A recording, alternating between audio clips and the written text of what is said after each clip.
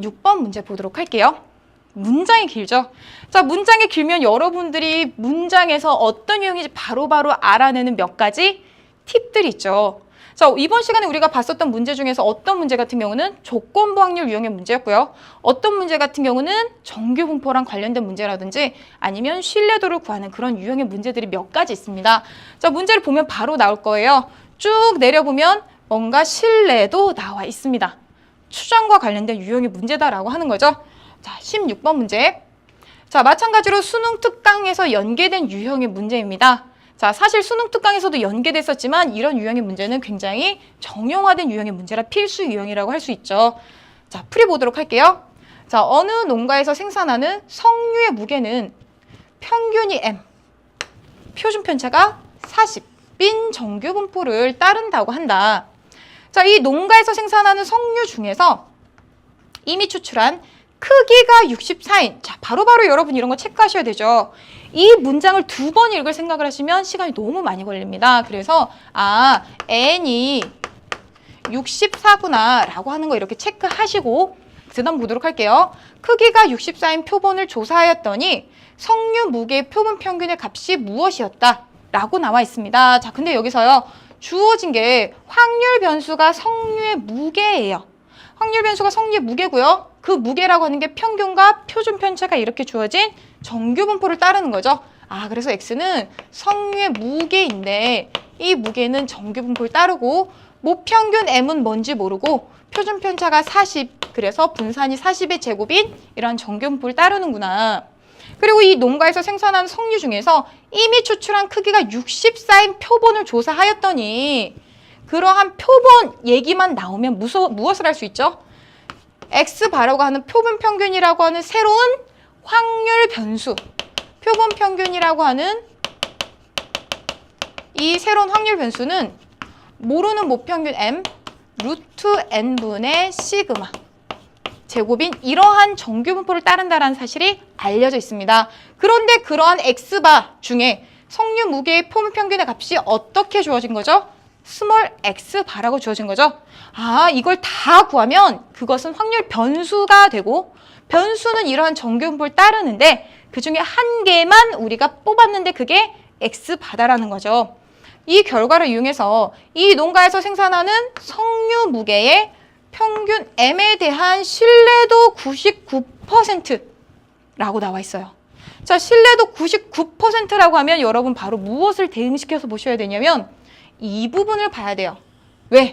문제마다 확률이 다르게 주어지거나 똑같은 확률에 대한 이 지혜값이 다르게 주어지는 경우가 있습니다. 지금 같은 경우는 2.58, 우리에게 친숙한 값으로 주어지지만 경우에 따라서는 2.5 또는 2.6 이렇게 줄 수 있어요. 그걸 봐야지 문제를 정확하게 풀 수 있습니다. 다행히 지금은 우리에게 친숙한 값으로 주어졌고요. 자, 신뢰도 99% 주어진 이 값을 몇 배 하면 0.495를 2배 하면 0.99가 된다는 얘기죠. 그래서 우리가 99%의 신뢰 구간을 구하기 위해서는 이 값을 2.58을 써야 되는 게 맞구나. 자, 그런데 x바 마이너스 c, 크거나 같다 모르는 모평균 m, x바 플러스 c, 이게 바로 무엇이에요? 신뢰도 99%의 신뢰 구간인 거죠. 그랬을 때 c의 값을 구하시오라고 얘기했습니다. 자, 오른쪽으로 와서 우리 잠깐 얘기해 보도록 할게요. 자, 지금 우리가 99%의 신뢰 구간을 구해야 되죠.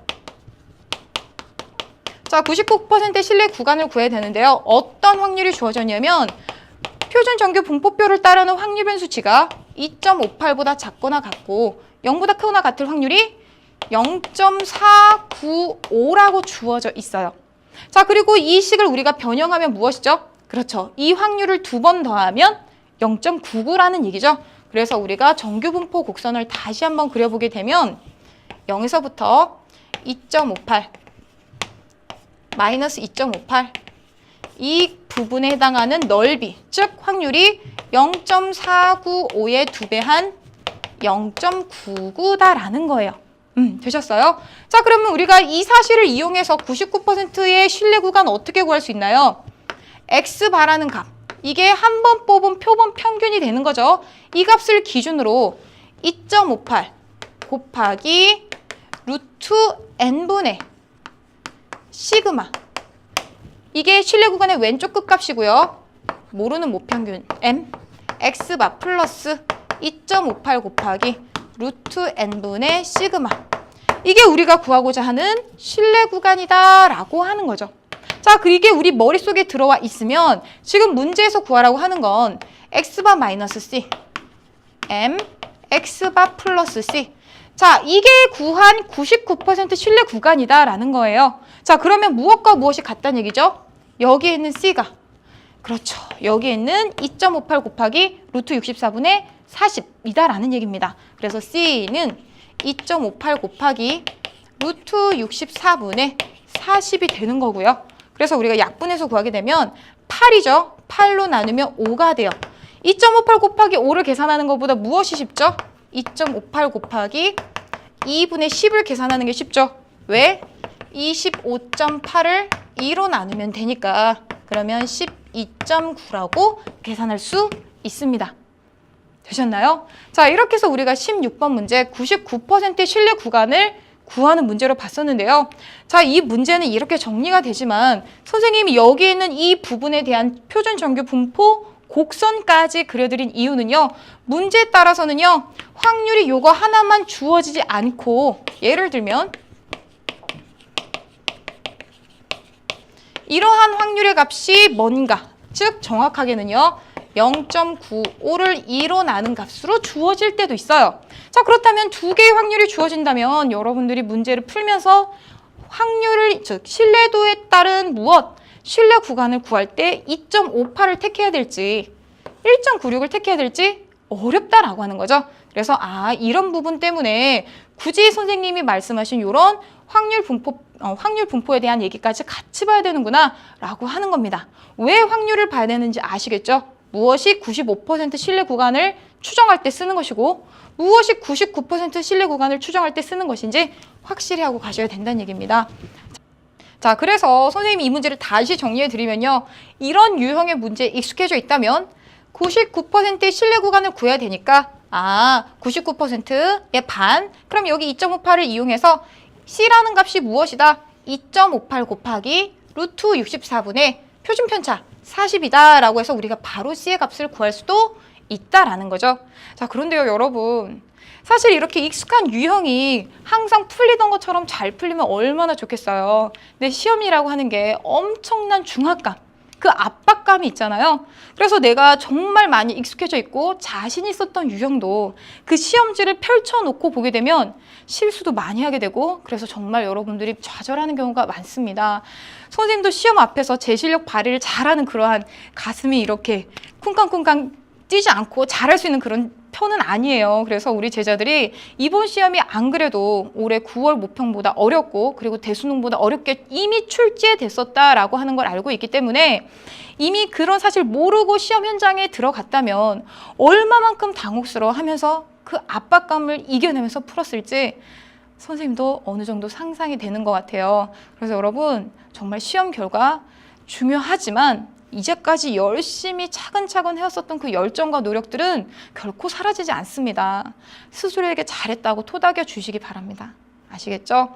그리고요, 이번 시간은 1번부터 16번까지 우리가 같이 열심히 풀어보았는데요. 그나마 2점, 3점 이런 유형의 문제로 거의 구성이 되어 있었기 때문에 우리 제자들이 어느 정도는 익숙하게 잘 해나갔던 유형일 수도 있습니다. 그런데요, 2부부터는 우리가 조금 어려워했었던 그런 유형의 문제가 계속 나오게 될 거예요. 선생님도 풀면서 계산 실수를 몇 번 하고 개수 세기를 어려워했던 21번 문제, 여러분 많이 어려워했을 것 같습니다. 사실 21번 유형의 문제는요, 우리 제자들이 보통 30번 문제에서 자주 봤었죠. 보통 21번 문제는 미적분 문제로 많이 나왔었는데 오히려 그 문항들의 배치가 달라지고 21번 문제에서 개수 세는 문제가 나왔습니다. 똑같이 문제를 배치를 하는 것이 있더라도 내가 알고 있던 유형이 21번에 있는 것과 모르는 유형이 21번에 있는 것은 굉장히 여러분들을 당혹스러워하게 할 수 있는 요소가 됩니다. 그렇기 때문에요, 여러분 여러 가지 요소가 있었던 것 같아요. 그래서 우리 제자들 정말 힘들었을 것 같습니다. 그래서 장하고요. 잘 해내셨습니다. 여러분 너무 낙담하지 마시고요. 모두에게 어려웠던 시험이기 때문에 그래서 그만큼 나의 위치를 나중에 파악해도 된다라고 하는 거 여러분 좀 보류해 주시고 다시 한번 재점검하셨으면 좋겠습니다. 정말 고생 많으셨습니다. 2부에서 만나도록 할게요.